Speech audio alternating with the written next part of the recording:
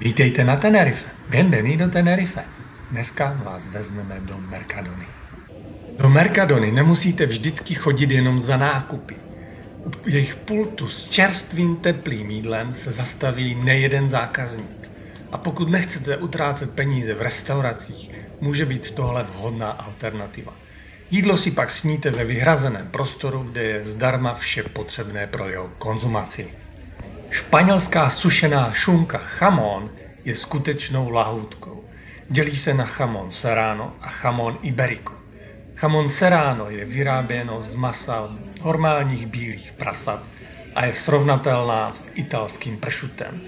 Oproti tomu jamón iberico je vyráběno z jedinečné rasy černých iberijských prasat a je zcela jedinečnou delikatesou, která nemá na celém světě obdoby. Vzhledem k absenci klasických drogerií ve Španělsku musí tyto produkty nabízet i Mercadona. Doufáme, že jste se dozvěděli něco nového. Těšíme se na vaše lajky, nezapomeňte nás sledovat a zase příště. Bienvenido Tenerife!